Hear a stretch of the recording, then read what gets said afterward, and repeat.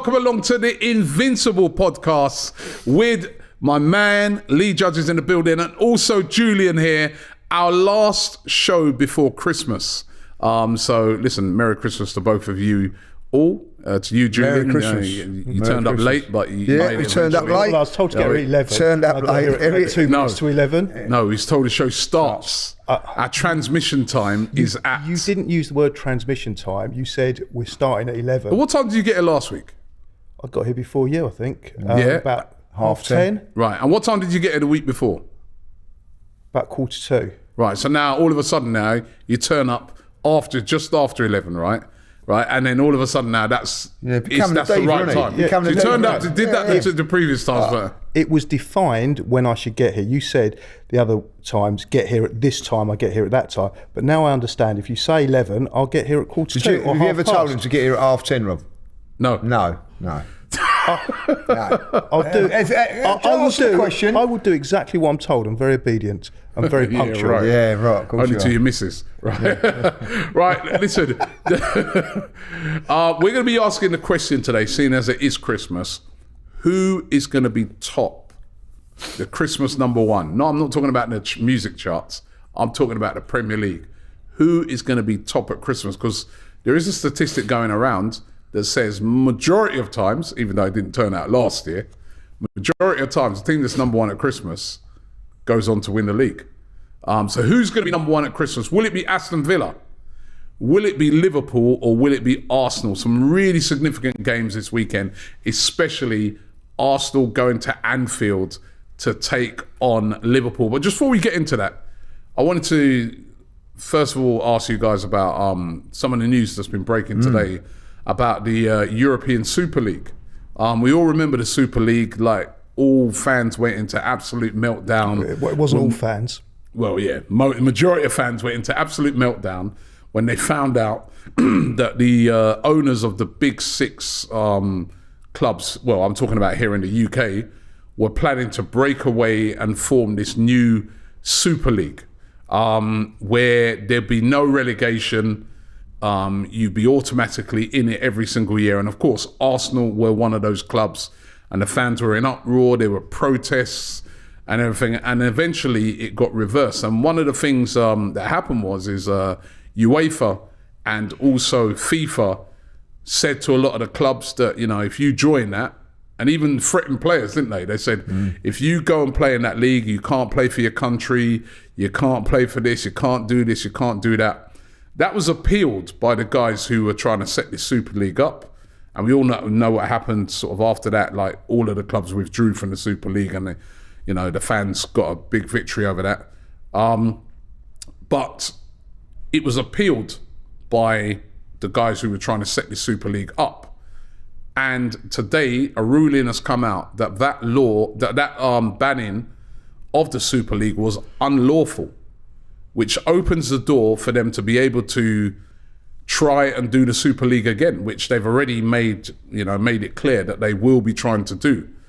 Now, I don't know how it's going to affect, clubs like Arsenal, because effectively over here there was a charter written up that says that, Premier League charter that they can't join it. There was also, we're getting a regulator coming in who's already said that, clubs wouldn't be able to just drop out and join a Super League. But I was thinking to myself today, what if that Super League gets off the ground, right, and is going successfully? I don't care what sort of ruling they got here. All those clubs are going to want to get back in it. So I don't think this Super League thing is dead. And I don't know, I want to get your guys' opinion on it, because even, they to appease that Super League thing, they're changing the Champions League up in next year. So, whereas like, say for instance, we've just played 6 games in qualification, next year it's going to be like 8 games where you play in this little mini league and stuff like that. That's all done to appease it. But where do you guys stand on it? I mean, Lee, we could have this Super League thing again. Well, we've always said, in discussions, it's never been dead. It's always been in the background, and it still is, and it always will be.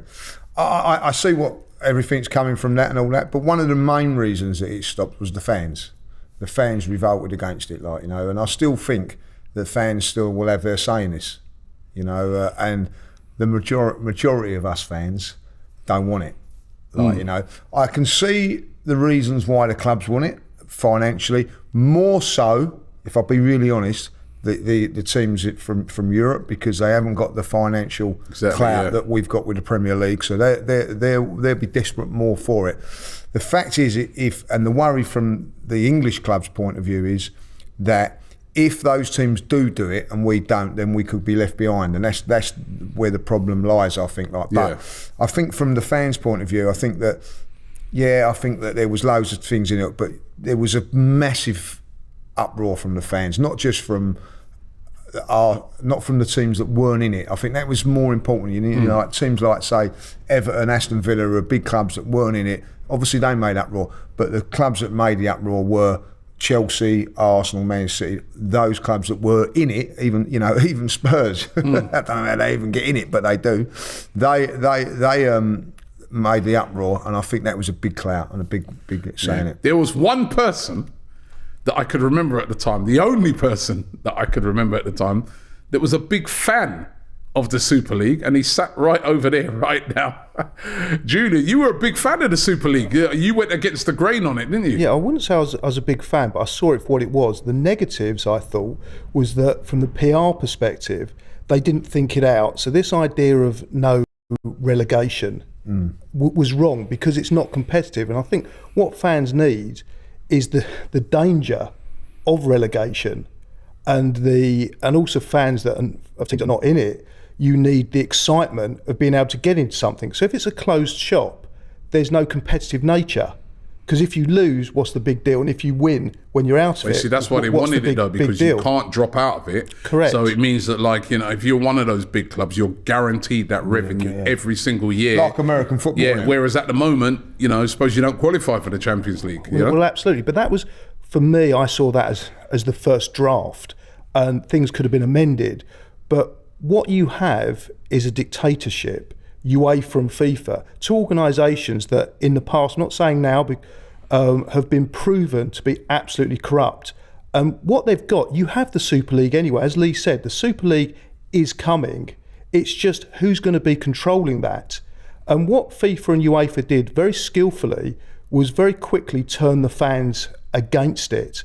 And it was the fan revolt that turned the clubs. But something that Vinay said at the time that I totally bought into, he said the train was leaving the station and we needed to be on it. And ultimately, if Arsenal had... In secret. Yes, and I said that they got the PR perspective absolutely wrong. But if the Super League had gone ahead and Arsenal hadn't been in it, we'd have been dead, because ultimately... And I know you've disagreed with this, but for me, the reality of football is it's based around money. Now, the Super League is happening, as far as I'm concerned. You know, talking about bringing it in secret, what is the European, the Champions League?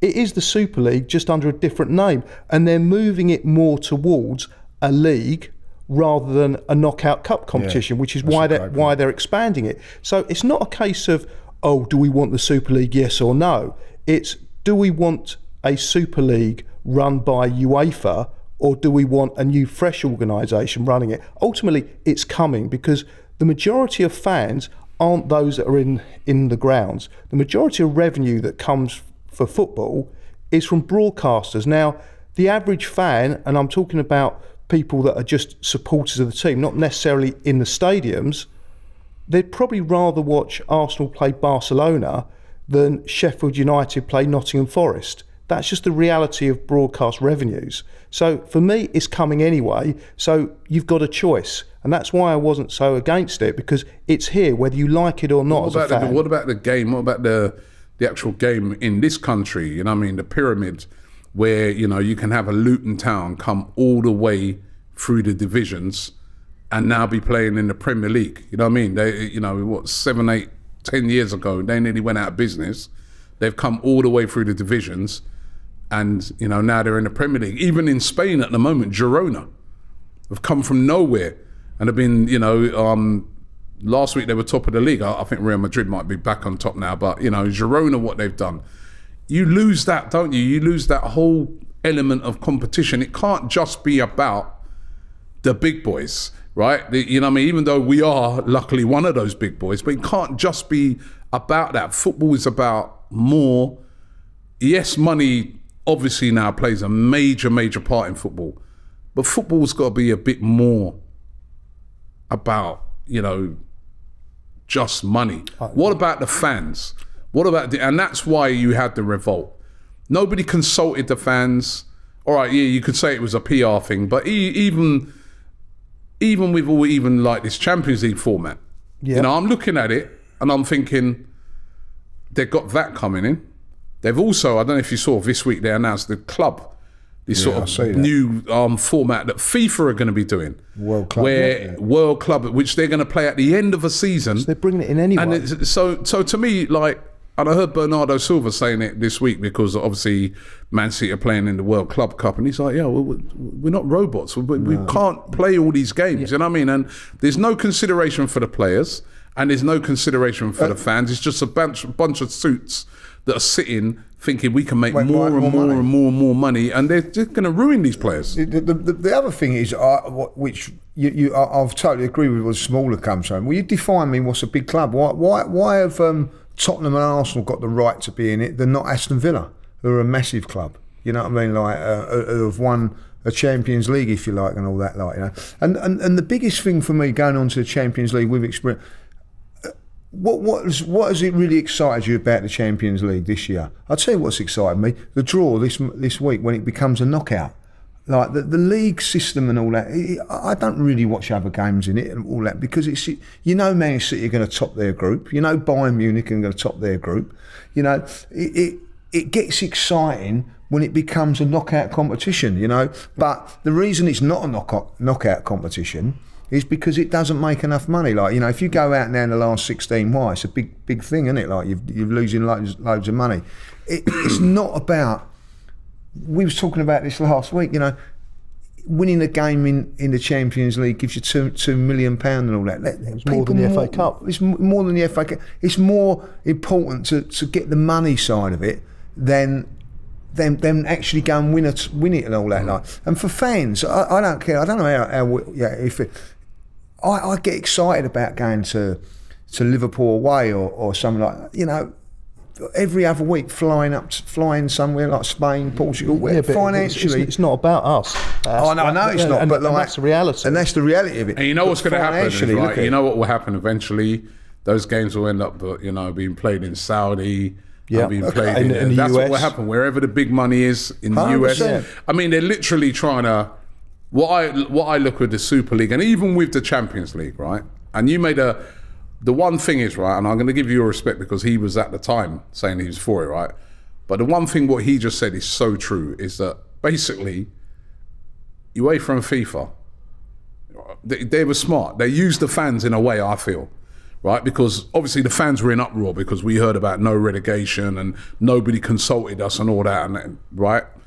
But also they weren't really, when they were sort of saying it like we're with the fans, we're backing.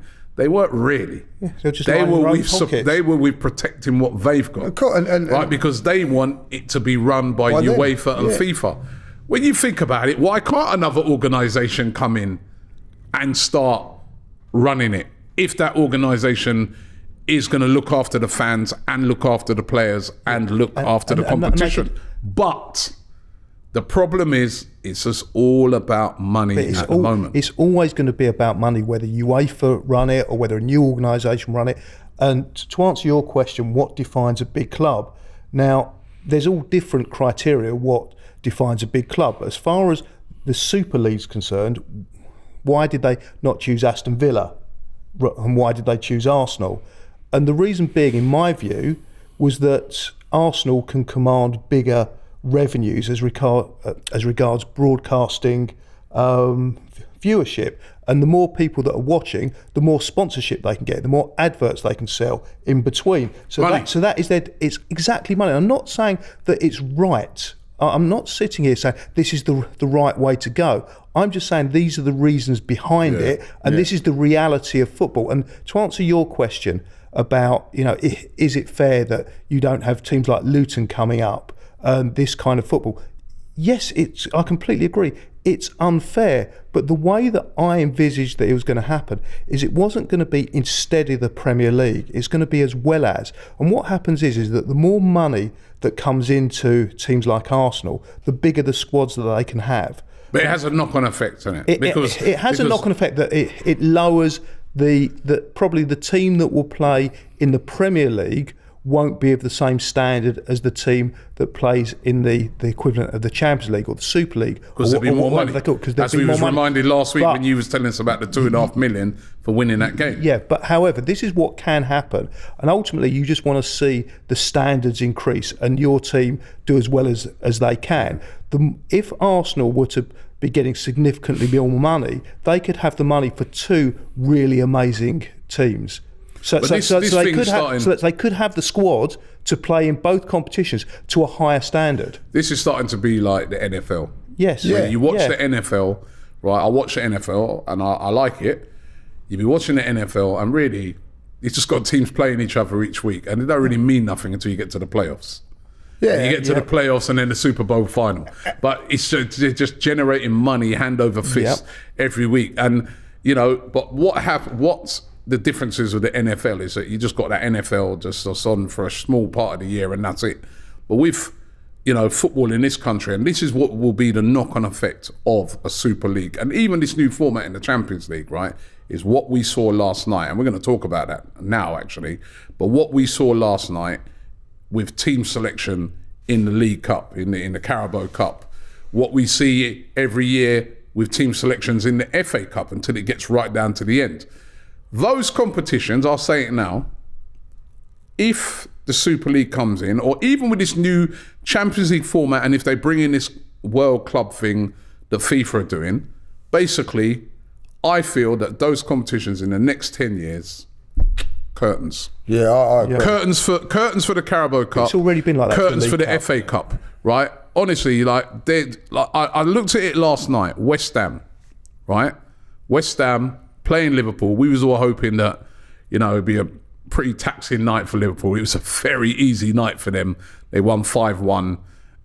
West Ham, who haven't won a trophy in years. Well, they won the Conference League, but a domestic trophy. 50 years? Since 1980. Since 1980 was the last time they won a domestic trophy. And when you looked at those and teams, they put out a weakened side, remembering that if they was to beat Liverpool last night, right, the only teams of the teams that were left in it, Middlesbrough, who they could definitely beat, Fulham, who they could definitely beat, and Chelsea, who had not been on any great shakes right now, who they could beat as well. A golden chance to win a trophy, and they put out a weakened side in that, because you know why? They're more concentrated on the game at the weekend when they got Manchester United at home, 12:30 kickoff at the London Stadium, right? Even though they're not really threatened with any sort of relegation or anything like that, they see that as more of a priority than trying to win this trophy. But Liverpool even rested players as well. Liverpool, obviously the importance, it's more important to play that game on Saturday against Arsenal, go top. But I can more understand that because they can go top of the league and that. But in the case of West Ham, why are you playing a weakened side? And the reason being, they don't really care about this competition. I said it when I remember we was doing a watching to in Carabao Cup, and I said it, and people were like getting on to me. I said, listen, they don't care. The owners, the managers, they don't really care about this competition. I want to win it, but I don't really care either. Why should I? Because I know they're going to put out weakened sides and stuff like that. And you imagine when all these other competitions come in now with big money and they're dead. I always think with the League Cup and all that, and I've said it for years now, if you get a home draw, you virtually, you're going to go through. Like when we played West Ham, it was always going to be a difficult game because they was at home. They was going to play a few extra. When you're away from home, it just seems like, we'll play a weakened side and don't really matter. Yeah. I get that. We went to that game, didn't we? And when we come home, we weren't that bothered, were we, that we'd gone out. you know, you don't want to go out, but you do. You know, it ain't. It don't 20 years hurt. ago, you would have been gutted. Yeah, I've been gutted like that. I've had some of the greatest League Cups was things that you wanted to win. Well, it was only, for me, looking back at the League Cup was only important when we were banned from Europe. So one thing I remember, as soon as the teams were back in Europe, they started playing weakened teams. And if you actually look at the Wenger teams during our League Cup runs, they're far stronger now. We play far stronger teams now, first 11s now, than we ever did under Arsene Wenger. Arsene Wenger used it as a way to blood the youngsters, and that was purely it. Yeah, so it's not been a recent thing. That was saying it started, but for me, and going back to that, I had some of the greatest days in the League Cup. I mean, 87 against Spurs. 87 against Spurs was an unbelievable experience for any. But that's why we were banned from Europe. Yeah, it was. But then we went on and won it with the Charlie Nicholas 2 goals against Liverpool, which was a great cup final.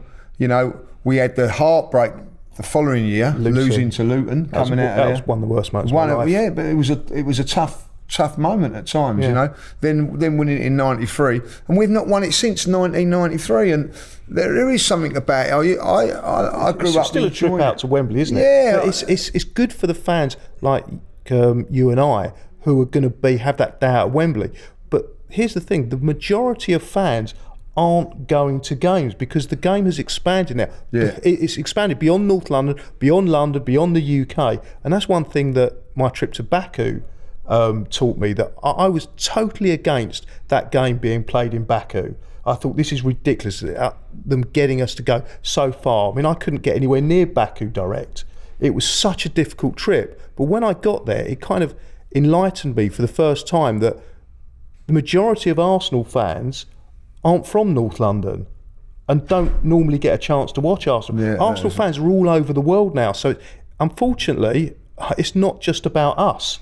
It's about a wider fan base, which can only enjoy it for the majority of the time on TV. And that's a great point. When you go back into the 80s and that, it wasn't worldwide, was it?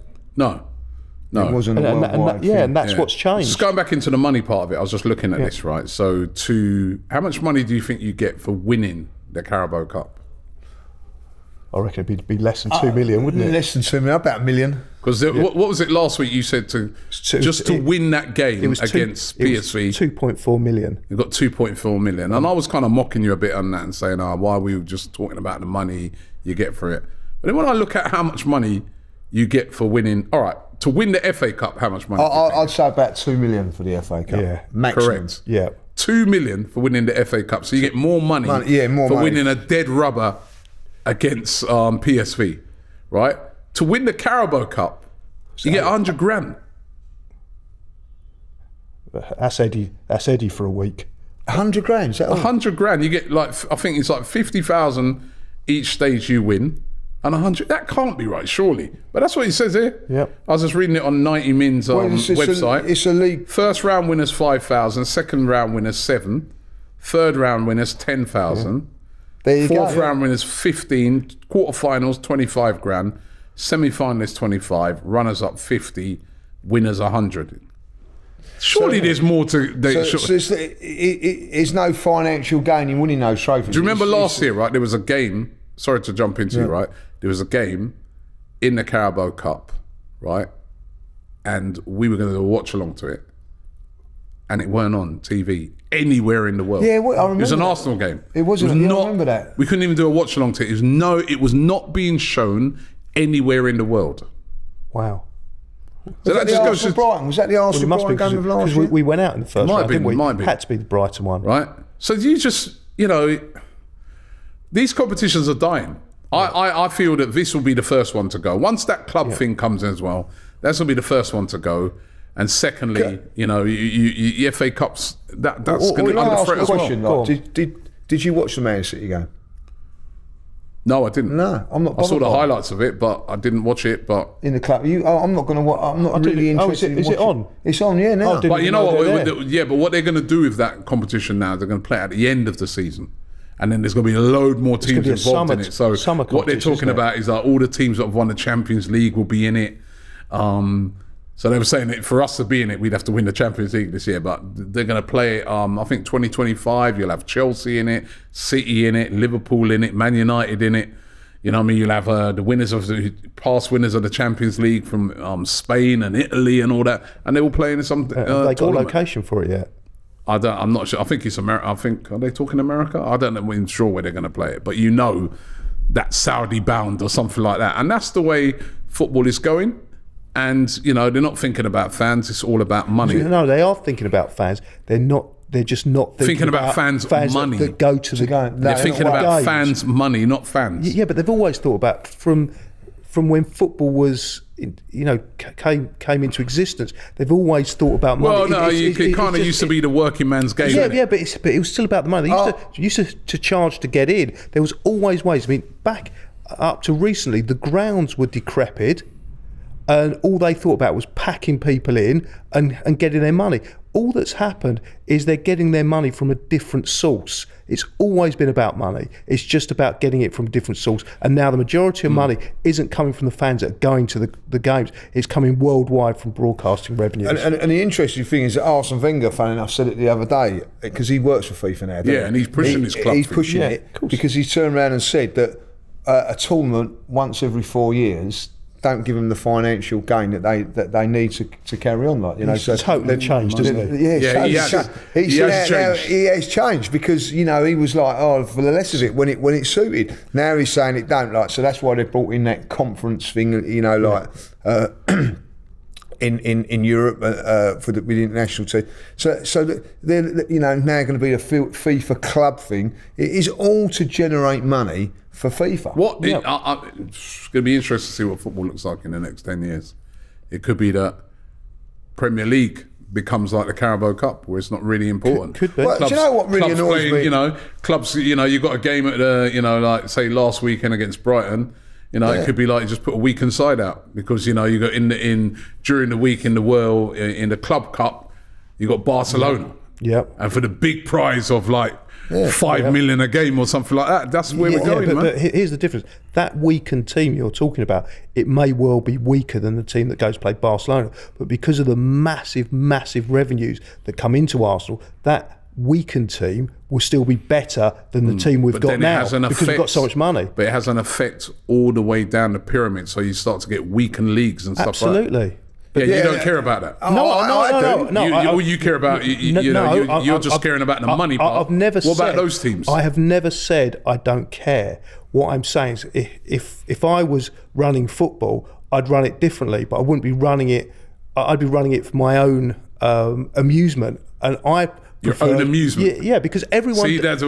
What about the fans? Because everyone does things for their own vested interest. Now, my favourite time of watching... football's bigger than that. No, but... Football's bigger than that. I'm talking about the reality. The reality is people at the top of any organisation, whether it be politics, football, whatever, run things for their own personal gain. But that's not what it should be about. No, it shouldn't be. If you're a politician, you're not supposed to run it for your personal gain. It shouldn't be. It's supposed to be running it for the people. What I'm saying is that it shouldn't be, but the reality is... No, but that has to change. I mean, this is the attitude who's going to change it? Because that's a horrible attitude. No, if I was at the top of football, I'd run it for my own amusement. But you know what I mean? If you're at the top of football, hold on, wait. You'd have hospitality, you wouldn't have terraces. You know what I mean? If you're at the top of football, you wouldn't have netting. If you're at the top of football, you're supposed to be running it. Yes, on the one hand, you want to make a financial gain, but also you've got a responsibility to the fans that follow the game. You have a big responsibility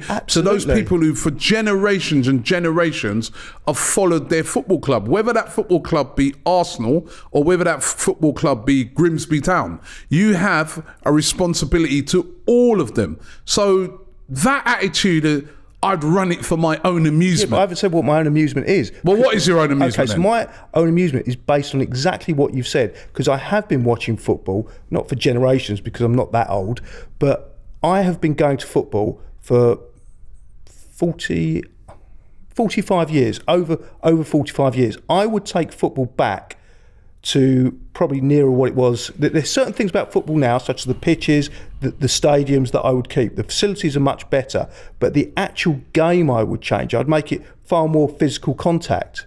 Yeah, but we're not talking about that. We're not talking about those bits. We're talking about you price the fans out. If you was in charge, you price fans out. Because I'd be pricing myself out. You'd have Arsenal playing Barcelona and those teams every week. I wouldn't. You would. I know you. You would. I wouldn't. You'd be thinking about that dollar. But I'm not running it. As I said, if I was running it, I'd be running it for my own amusement. What I enjoy most. I don't enjoy going to Barcelona. So we've discussed the reasons why. I don't want to go to Barcelona away, not because they're not a fantastic football team, because I can't see the game because I'm too far away. I'm not into, and I don't want to get up at 4 o'clock in the morning and get a flight there. I'd far rather go to Luton away and be able to go watch the game. I enjoy domestic Premiership games far more than I do Champions League games. But what I've been talking about isn't what I enjoy. I've been talking about what I believe the reality of football is. That's the difference. Yeah, and I think the reality of football should be, of course, make money. Of course, make a lot of money, right? But some of that money has to go down the pyramid, right? So some of that money has to be distributed down because remember, the players come from the bottom. They come from grassroots up. So some of the money has to keep going down that pyramid so that it benefits all, right? And also, the fan experience has to be a good, like what you just said there. The fan experience has to be a good thing. And when you've got guys sitting in darkened rooms concocting these little things where all they're interested in is making a load of money, they're not interested in the fans. They're just like, we don't want to get relegated. So what we do is set up this new league so we don't get relegated. And then we could just make loads of money between us. And then all the other clubs, what about, someone in the room says, well, what about, Grimsby Town, what about Luton, what about Rotherham? What about them? If them lot, and go sort themselves out. So, that is where it's wrong. It is wrong. Completely wrong. And that's where I'm really against this. I'm not arguing that it's wrong or right. What I've been saying is what the reality is, and the reality. But we got to stop that reality. We got to stop it. But how do you do that when all that the fans do is just go along with the UEFA narrative? No. I'm with you on that, right? Because UEFA, FIFA, listen, we've seen over the years some of the things they've done and some of the corruption, and it's been proven in a lot of cases, right? So I'm not saying, but whoever these people, if they did come with a new Super League, right, it has to be something that's going to benefit football, and it benefit all of football. It can't just be benefiting the elite, right? Because that's not what football's been built on. Football's been built on fans. It used to be a working man's game. I know it's evolved. I know it's changed, and I agree with changes. But don't forget about the people that have made this the great game. The thing is with American football, if you look at that American football, they're very clever how they do it with American football, by the way, because they've got college football, they've got other football to generate other sort of things with it. But you can get to a stage where I follow the Washington Commanders now, and they're a team with no ambition. Like, you know what I mean? Like, they're down the bottom again, year after year after year. And what it is for the fans start getting frustrated in the end, because at the end of the day, they're never going to be pushed. They're never being pushed to go and win something or whatever, like, because they're always going to be down the bottom because there's no relegation and things like that. And another thing is, and we've gradually seen this change, whether we like it or not. We are changing, whether it be going into Super League or whatever, because all of a sudden, like, the Premier League come along and we've changed. We don't talk about it's. We do it ourselves, you know what I mean? Oh, how many players have played in the Premier League for so and so? Never before we go now the Football League. The Football League's finished. It's a non-existent thing. Like, no one cares. You know what I mean? But there was football before the Premier League, and eventually it go to this Super League, and they'd go, well, what about the Premier League? It'd be finished. It'd be finished because and listen. Growing up as a kid, as a fan, going to places like Ipswich Town was my first sort of like away game outside London. You know what I mean? Like, and I've always got a special thing about Ipswich because that was my first one. Then Liverpool, and you expand it. It gives you those sort of things. They're all going to be taken away from kids growing up in years to come, you know what I mean? Because I can tell you what will happen. you know, it'd be like, I'll tell you what we're doing. No one's going away from home now. It'd be like, if you're playing Barcelona, it'll all be Spanish watching that game, like, you know, and then when it's over here, it'll be all the English. It might be away in Riyadh.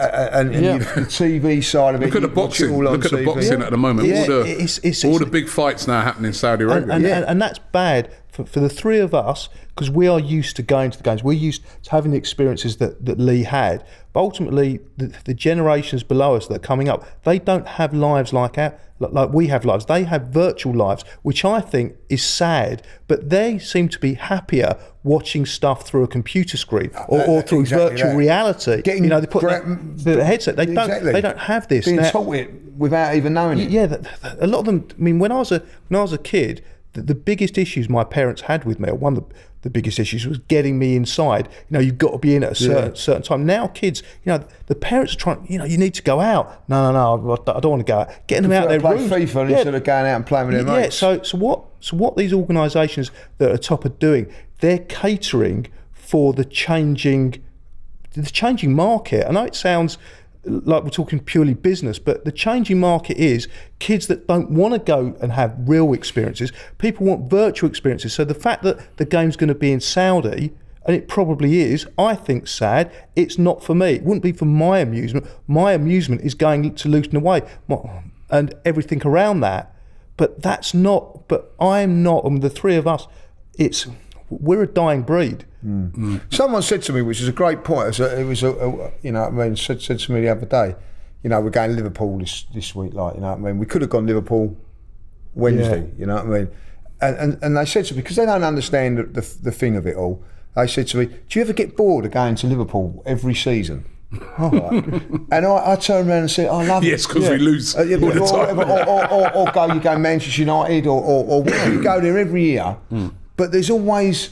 Yours buzzing. You're buzzing for it, and I can't understand. You know, if you look at it, if you're not in that sort of thing, if you're like, you know, it's like, you know, going to the same restaurant every week you get. But there's something about when you go to the Emirates every other week.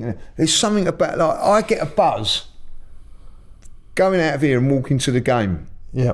Every single, whether it be Brighton or whoever, like, you know. And it's something like, I'm looking forward to going to Liverpool because you've got that anticipation, and it's something that's ingrained in you, isn't it? Like, you know. And even, I don't want that taken away. And even the fact that we've had such a poor record for so long makes it more exciting because there's still a chance. Oh, if we win, you know what? Let's jump onto that, because we've spoken enough about this Super League thing now. Big game this weekend, just before Christmas. The TV companies, by the way, couldn't have had it even written this better. First versus second. Arsenal versus, well, I say first versus second. By the time they play that game, Aston Villa could be top. Because they play on Friday and they've got Sheffield United at home. And with their impeccable record this season at home, I mean, you'd expect them to smash Sheffield United to pieces. But who knows? We saw Man City last week drop points at home. We saw Liverpool last week, who were expected to destroy Manchester United, not destroy Manchester United, and it ended up a 0-0. The Premier League, that's what it does. But this game is huge for Arsenal. We haven't won at Anfield since 2012. But if we win that game, we go top of the league, and it would be a huge statement, wouldn't it, Lee? I mean, this would be we nearly pulled it off last year. We were 2-0 up. And remember, this is the scene of the crime. Yeah. From last year, where we were 2-0 up. And I felt at that time, when we were 2-0 up, there was a feeling inside of me saying, if we can hold on to this today, I think this is it. I think we're going all the way. Yeah, I did as well. And then we let it slip. And in the end, I was like, looking at my watch saying, please, man, blow the whistle, man. They've had an onslaught on us, right? But how are you guys feeling ahead of that game? Can we win the game and go top of the league for Christmas? Remember, I had to point this out to a Liverpool fan when I was speaking to him during the week. We didn't actually lose last year. It was a draw. We could have won it at the end. And we could have won it right at the end. And that was a step forward for Arsenal, because we have been getting battered up there year in, year out. But the teams now are very evenly matched. It's going to be a tough game. They put 5, despite the little 0-0 thing. Thanks to a really, really poor West Ham, they played them right back into form with their shocking horror show in the Carabao Cup. Salah scoring, Sabosai scoring. It's going to be a tough game, guys. Can we do it? Do you want a little good little feel factor?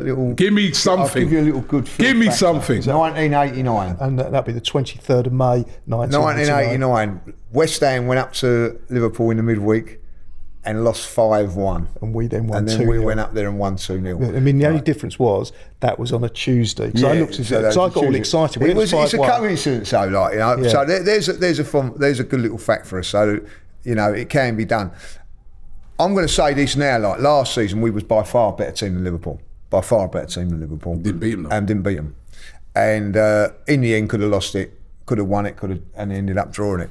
I think the teams this season are more matched. So as good as we were last season, we couldn't go and beat them. So listen, it's going to be a very, very tough game. I'm going to say it now. I don't mind saying it now. I think if Arsenal go and win this one, I think it would be such a big confidence boost going. I think Arsenal could go on and win the league. I think if they don't go up there and win this, there's still going to be those doubts whether Arsenal are the real deal. We haven't gone away this season and beaten one of them. No, we've got one of them real tough places and won. We didn't win at Newcastle. We didn't win at Villa. There were close games. There were hard-fought games. They were controversial decisions against us, but we didn't win. I always say this. Got to beat one of these, haven't we? Yeah, and when people say, "Oh, does it matter?" or whatever, yeah, it does, because when Liverpool were much better than us a couple of seasons back and winning title, they'd come to the Emirates and they'd win. Manchester City would come here and win. I think Arsenal have got to go to one of these big ones, and that is a Manchester City or Liverpool at this moment in time. We've failed at Aston Villa, and get a result, and go there and beat, and it would send a message to Liverpool. It would really send a message to them that, you know, that we are the real deal this season. Like I think that we are the real deal this season. I do think that, even though we're not playing as well as what we were last season, I do think we are. But I need a little confidence boost as well as a fan, that we can go and Christmas present. Yeah. And do you remember the last two times we've won the league, 2002, 2004, gone to Anfield and won. Gone to Anfield, I think, if I'm not saying, very, very close to Christmas, when, do you remember Van Bronckhorst got sent off? And we went on and won that game. It was very, very close to Christmas, in and around Christmas, I know, probably about the same sort of time. And that gives us if we'd have lost that game, I think we'd have dropped into about sixth place or something. We ended up going second or top. Same as in the Invincible year, we was 1-0 down and come back and won. So go there and make a statement. Yeah, not as confident. I was more confident. I mean, I've looked at Liverpool this season, and I've thought, I don't want to say, because they say that the league doesn't lie, but the league lies less the longer it goes on, and we're still pretty early on in the league campaign. I think, apart from halfway through when we play Liverpool. Well, we're still not near the end. And at the end of the season, I'm always a great advocate of the best team has won it, regardless of what you think on form. But we're still part of the way through it, and a lot has to do with the fixtures that you've played, and also when you've played other teams. I think it all evens itself out over a course of a season. But I would have thought that Liverpool, looking at their performances, have been slightly lucky, apart from the Spurs game. They've got a lot of their points very late on, which again shows that they can do it to the end. They've got belief in themselves. But when you leave it so late, you are leaving things down to a modicum of We've left a lot of our wins late. We have. And I think we've more deserved, and of course I'm biased, I think we've more deserved the position we're in than Liverpool. And you both had last week this idea that Liverpool were just going to steamroll Man United, and I didn't see it. And I think I didn't say that. No. Well, I think I was on a lot of shows last week saying that I think that game's going to be a lot closer. I thought Liverpool would win, I thought it was going to be a close game. Yeah, well, all I remember, one thing I remember at the end of my fan cam, when I said that that I thought Man United were in with a chance, you said that I was drunk. Yeah, but they didn't win, did they? I said they were in with a chance. In with a chance to do what? State what you mean then? Of not being beaten. But that's not what you said. You said in with a chance. You're assuming that you think they're going to win. Well, actually, they were never going to win because they didn't go to win. Well, actually, what I said was Arsenal would be top at the end of the day. At which point you accused me of being drunk. I actually never thought Arsenal would be top last week. I did think Liverpool would win that game. So if we got lucky. So if we come back to Liverpool, up to last night, I thought that Liverpool was slightly fortunate to be in the position they're in, and Arsenal were. Arsenal have played well. State where we're going to be at the end of. Can you state? He's like going around the houses. Going around the houses. Where are we going to be? I'm going around the house. Come Christmas. What I'm going to tell you the answer. But I'm going to tell you the reasons for my answer rather than just come out with it. Hurry up with it. You know what I mean? Because you go right round the houses. Yeah. You know what I mean? Go right round Luton, isn't it? Yeah. Go right round Luton. Let's come on, get there. I think Villa are going to be top. So I think it's going to be a draw. I think it's going to be a draw and Villa are going to win. I think Villa will win. I'm saying it now. Villa are favourites to be top. But whoever... You have to have a draw for Villa to be top. If Liverpool win, Liverpool top. Arsenal win, Arsenal top. If it's a draw... I'm going to back us, right? I'm going to back us, right? Because I just feel that it's a bit like what you guys said, right? It's been so long since we've won there. Such a difficult place to go I think it's to. difficult. You've got to really respect them because they've just got an unbelievable home form. It is an evenly matched game, but I do feel we've got a slightly better team. We have to turn up on the day. We should be fresh. I know that it wasn't a very taxing game for them. It was almost like a morale building training game for them yesterday, the way that West Ham played. But we're not going to play like that, are we? We've got to go up there and we've got to defend well. But if we go up there and we defend well, I do feel Liverpool are a team that give you chances. Despite as bad as, West Ham played yesterday, they still scored.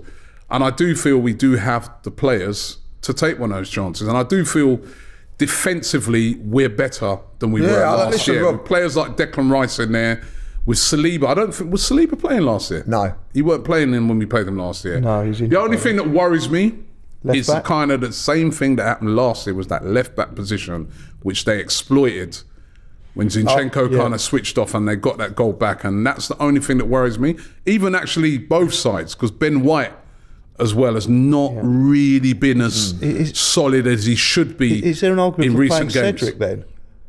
No, I wouldn't play Cedric. Because after his performance, this is what I don't say. People are so down on Cedric. No, he played well in that game. He plays well.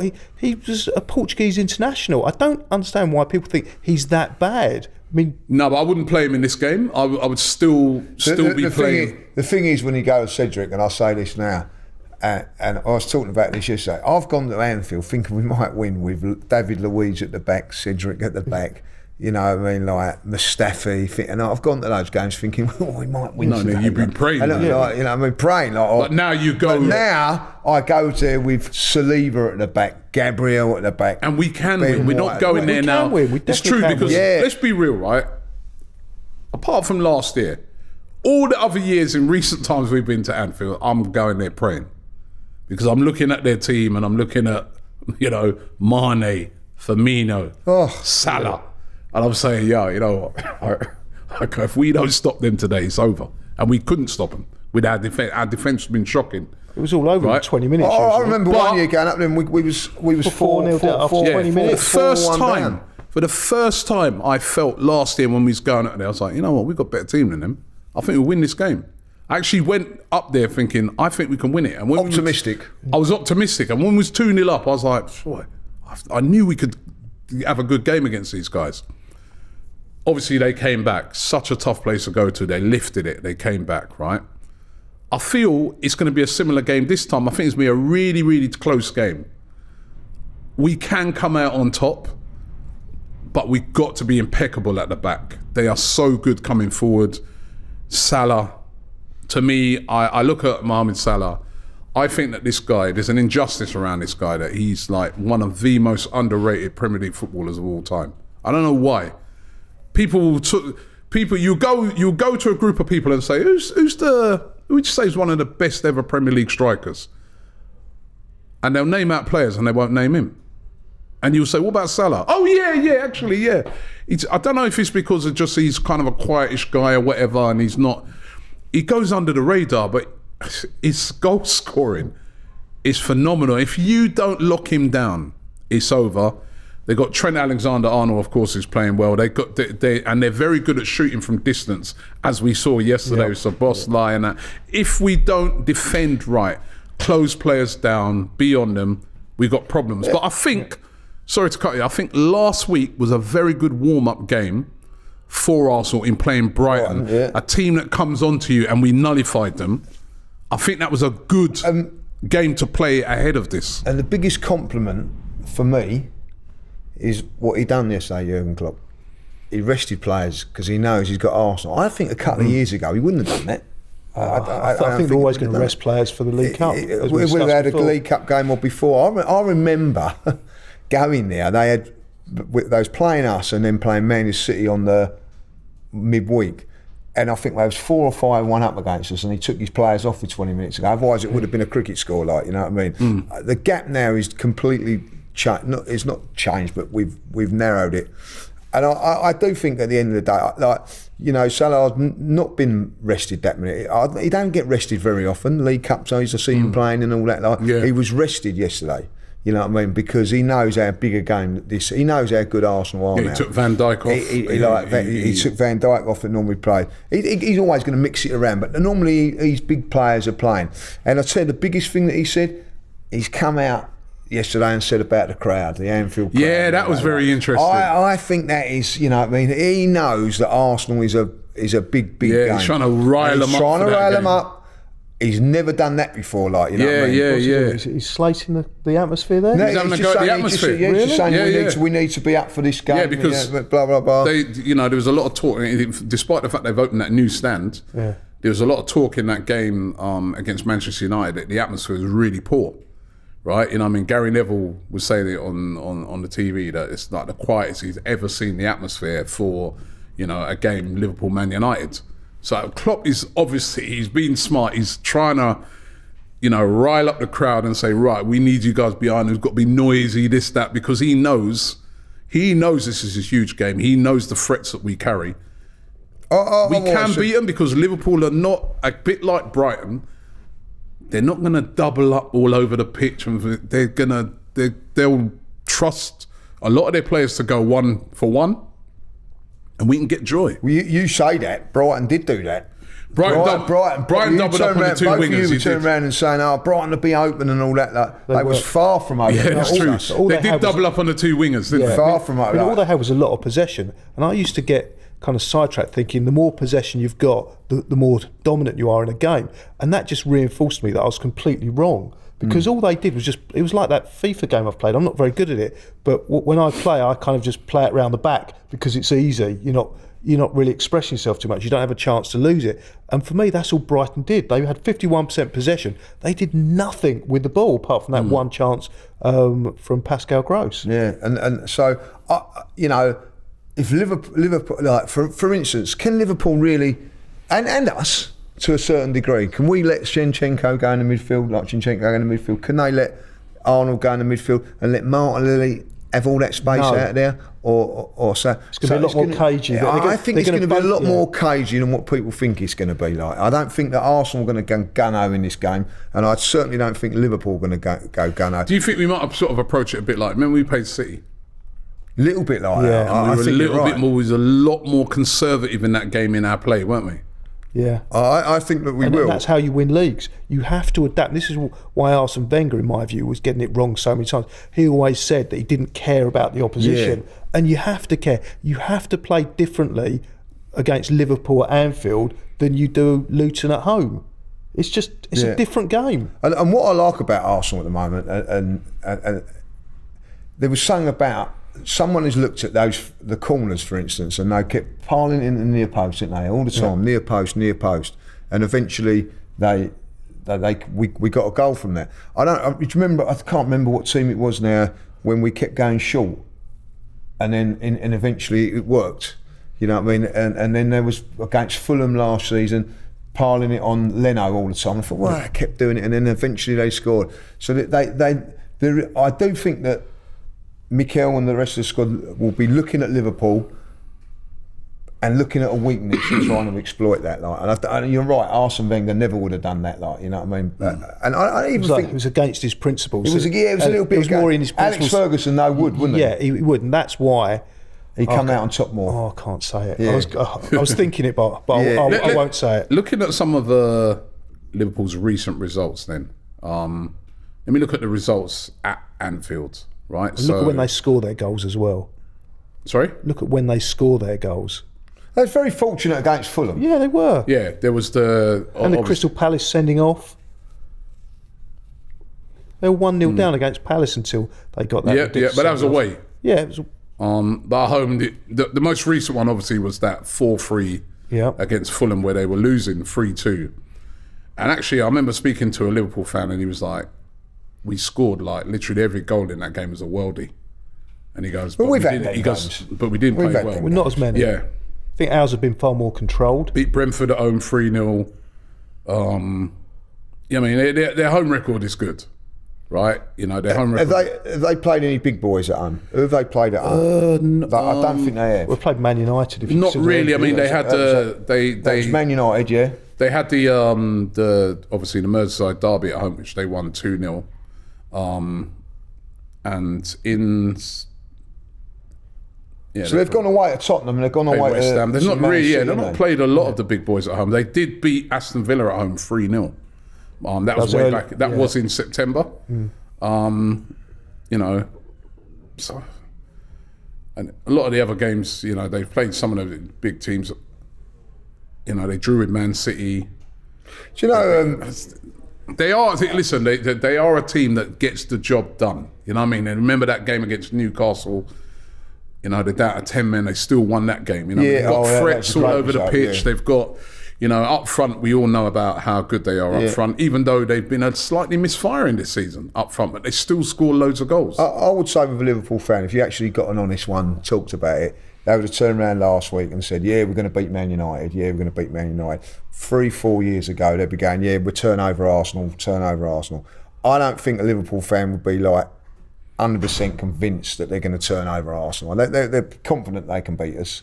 But if you said, right, you put your ass on it, you know what I mean, which I think they would have done a few years ago, I don't think they would now.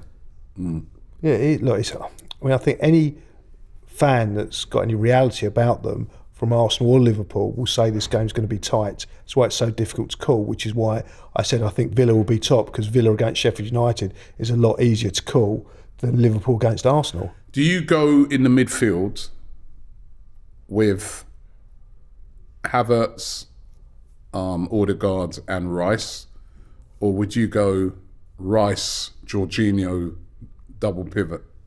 No, Havertz starts for me. I think he's been one of our best players. It'll be, and do you know what? I think that at this moment in time, he's a goal threat. Where I don't think Martinelli, 2 goals this season, has got to pick up on that. Saka and Jesus are not firing as much as they were in goals as they were last season, and I think he's a goal threat. Yeah. I mean, I'd absolutely agree with that I'd start Havertz, but then for me now, the way the game's played, it's not all about, you know, the starting 11. And what I'd be looking to do is if we get ahead, and with half an hour to go, I'd bring Jorginho on, because he'd be the perfect player to bring on to slow it down, to kind of dissipate that famous Anfield atmosphere, because you want it quiet, you want to nullify the game. So I'd have him waiting in the wings to bring him on for when we're ahead. Okay, score predictions. I'm going to go like Liverpool 1, Arsenal 2. I just think that this is the time. I really do. I really do think that Arsenal will nick it. Julian? Right, well, my heart will always say an away win by 2 clear goals, especially as what Lee very cleverly pointed out, that West Ham went there and lost 5-1 the week before. We went there and won 2-0, but my head says it will be a draw, and probably a low-scoring draw as well, because I think both managers are clever enough and astute enough to play differently and not play too gung-ho, because of the fact that both teams are so experienced and with and threatening forward play. I think there'll be goals. There always is in this game. But I think this is probably a better Arsenal than came there last year. I know it was a good Arsenal that went there last year. I'm going to go 2-1 as well to Arsenal. I just feel that the addition of Declan Rice, the wing backs though for Arsenal have got to up their game. And I'm not arguing about going forward. Defensively, they have to up their game. They're going to be under pressure for a lot of that game, and they've got to have the concentration levels to the absolute highest. This is a game of the highest quality. We're playing, one of the best teams around right now, right? If those guys are not on it. But Saliba didn't play last year. We didn't have a Rice in the team last year. I think those two make a significant difference to Arsenal and will pose a threat. And I'm going 2-1. I'm going 2-1 to Arsenal. And if we were to win it, it'd be a fantastic Christmas present for all of us. Yeah. I enjoy Christmas a little bit more. I guess what we're saying is, me and Lee are saying that we feel Arsenal will be top of the league for Christmas. You're saying Villa. I'm saying Villa, but I'm also saying it's very, very close to call. And I'm not talking about the Villa Sheffield United game. I'm talking about the Arsenal Liverpool game. Just take a point right now, both of you. I would, yes. No. It's a funny thing, right? But would you have took a point last year when you're 2-0 up? You don't. Yeah, but it's not. I mean? He's saying. So I wouldn't be disappointed if we went there and draw. I always think there's 3 points on offer. Listen, it's not the end of the world if we don't go there and it's not the end of the world if we don't go there and we lose. But there's 3 points on offer. I think this is a big. I think it's more than 3 points for Arsenal. This one, I really do. It absolutely is more than 3 points, because what it also does is stop Liverpool. It also puts doubts in their minds. That's why a draw isn't the worst, because it doesn't only give us 1 extra point. You can look at it; it stops them getting an extra 2. Yeah, it does. Because I do think Liverpool will be there and thereabouts at the end of the season. But I remember playing Liverpool a couple of years ago, and they come down here, and I thought we could beat them, and they beat us, and I just turned around, and as I walked out the ground, I thought, oh yeah, they're a proper team, proper title contenders. We're not at it. We're not quite there. We're not this. We're not that. I want us to do that to them this time. I want them fans walking out of there going, you know what I mean, we still got a bit of a way to go before we can challenge again. And that's why I think this game's so important for us. Okay, well, massive game on the weekend. Don't forget to check out all the content here on AFTV. We've got Super Van debates on it. We're also going to be previewing that game. And on the day, of course, we're all going to be at the game if we get there in time. Hopefully. This guy keeps moaning at me because I've got to do Sky in the morning, right? Even though it finishes at midday, he's crying that we're not going to get there in time. We will be there on time. Don't worry about that. Is that an absolute commitment? 100% commitment? Well, I'm not a traffic person, am I? Yeah. But we should be good, right? We'll keep you updated. We'll be updated. Yes. Next week is going to be a lively show. I can tell you that now. Like, yes. So if we happen to be doing fan cams from the M6, then we're going to be at the game, all 3 of us. Right, we're really looking forward to travelling up to Anfield. Me and him, we're not too sure about him. Look, I love it. It's my favourite way trip. Yeah. Do they love you though? Well, we can't please all the people all the time. Remember those comments? Well, don't sure, I should have bring them up. Sorry, whipping it up. I'm not whipping it up. No. Listen, I always like going to Liverpool because the fans are great up there. So really looking forward to that game on Saturday. We were doing a big watch along to it as well. Last game before Christmas. Can we get the ultimate Christmas present by winning at Anfield for the first time since 2012? Julian, Lee, thanks very much. Happy Christmas. Subscribe here. Yep, subscribe here, of course. Apart from Julian. To AFTV. And a Merry Christmas to everybody watching the show. Merry Christmas. Merry Christmas.